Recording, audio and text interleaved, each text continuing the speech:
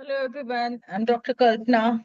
In today's lecture, we are going to discuss Article 13, which is called Guardian of Fundamental Rights, though Article 13 does not define any fundamental right, but it is the part of Part 3rd of Indian Constitution, that is the chapter especially dedicated to fundamental rights. The constitutional provision that ensures no law can violate the fundamental rights guaranteed to Indian citizens in Part 3rd of Indian Constitution. So there are two kinds of laws when it comes to addressing and understanding Article 13 is concerned. Pre-constitutional law means laws which were framed by the British government before Constitution of India came into being, and after the commencement of Constitution, that is 26 January 1950. So text of Article 13 subclause 1 says all pre-constitutional laws which are inconsistent with Part 3rd, that is fundamental right, shall be void, which means all pre-constitutional laws which were framed during British rule or before the commencement of Indian Constitution shall be void to the extent they violate any of the fundamental right enumerated from Article 14 to 35. Now coming to Article 13, subclause 2, that says state cannot make any law that takes away or abridges fundamental right. We have two-tier system of law-making bodies at central level, that is union legislature, at a state level, that is state government, are authorized or designated as lawmaking bodies. Both union and state legislatures are not empowered to abridge or take away any fundamental right as per Article 13, subclause 2. Now coming to Article 13, subclause 3 defines law broadly to include. It does include ordinances, rules, customs, and regulations, meaning thereby any ordinance passed by government or governor or rules made by any body or corporation or any custom or regulation which is violative of any of the fundamental right would also be void as per Article 13, subclause 3. What are the core principles behind Article 13? So, first thing is constitutional supremacy.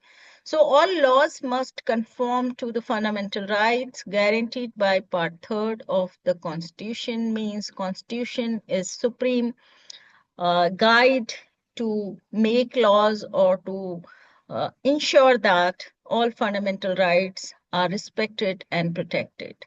Judicial review. Courts are empowered to review and invalidate laws which are inconsistent with fundamental rights. When it comes to when Parliament brings any law uh, and it puts to the test in court, which are Supreme Court and High Courts are called constitutional courts, are empowered and they have the power of judicial review whether law made by state legislature or union legislature is constitutional or not. There had been a lot of series of the cases where Supreme Court of India has invalidated and held many of the laws unconstitutional.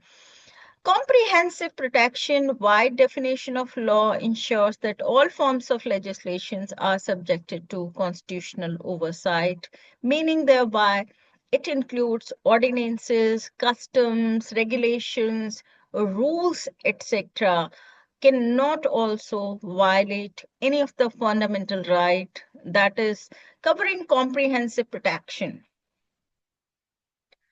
Now coming pre-constitutional laws versus post-constitutional laws. Article 13 Subclause 1 talks about before 1950, 26th of January. Laws existing before Constitution's commencement, void if inconsistent with fundamental rights, non-conflicting laws continue to operate. That is the meaning of Article 13, subclause 1.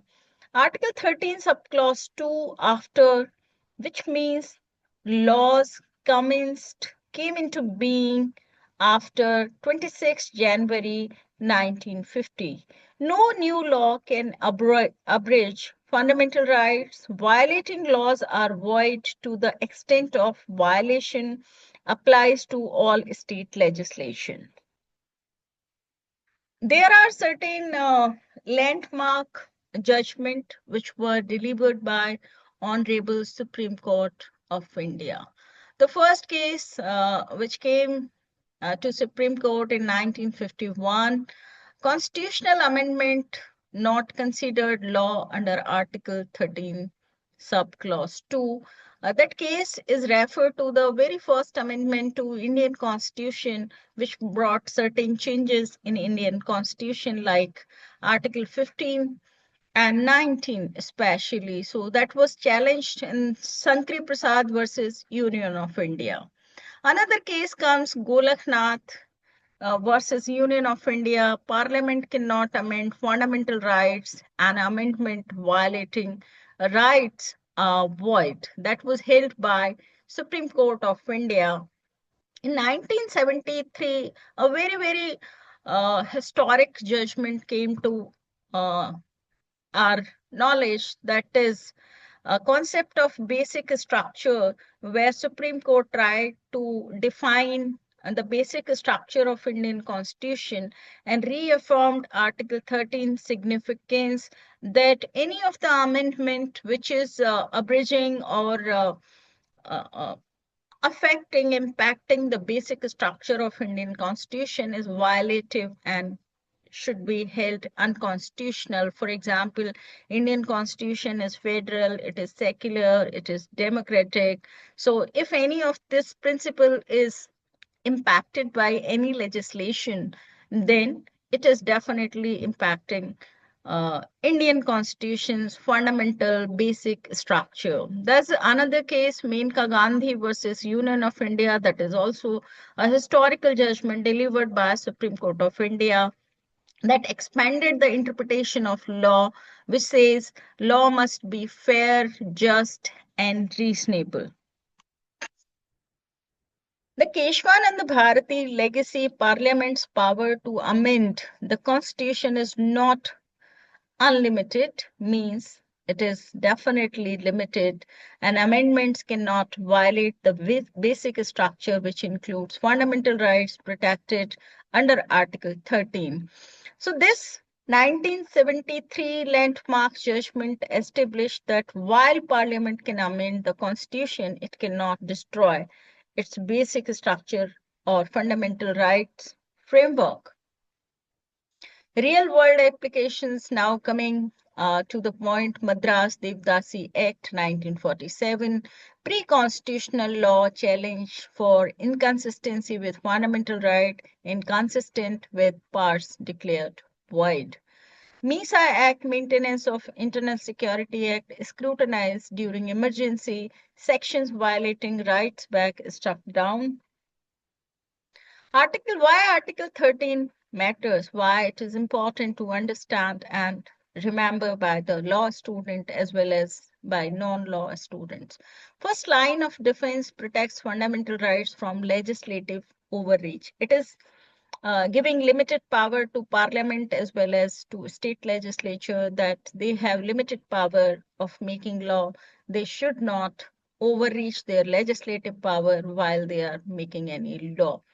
Judicial empowerment, it enables courts to annul unconstitutional laws. Checks and balances keeps legislature and executive within constitutional limits. Dynamic protection, evolving interpretation protects against arbitrary state action. Article 13 at a glance. Article 13(1), pre-constitutional laws inconsistent with fundamental rights are void. Article 13, subclause 2, no post-constitutional law can infringe fundamental rights. Judicial review court can invalidate inconsistent laws when it comes to parliament has made any law or a state legislature has made any law. Definition of law includes statutes, orders, customs, regulation, ordinances, etc. means there is a comprehensive protection to the fundamental rights when it comes to Article 13, subclause 3. Key cases are Keshavananda Bharati, I.C. Golaknath, Maneka Gandhi, Minerva Mills. What is the significance of this article? Protects fundamental rights and limits state power. Guardian angel of our rights. So Article 13 embodies the spirit of constitutional supremacy and judicial activism, protecting individual liberties against state tyranny. Understanding its nuances equips future legal practitioners to appreciate the living nature of our Constitution.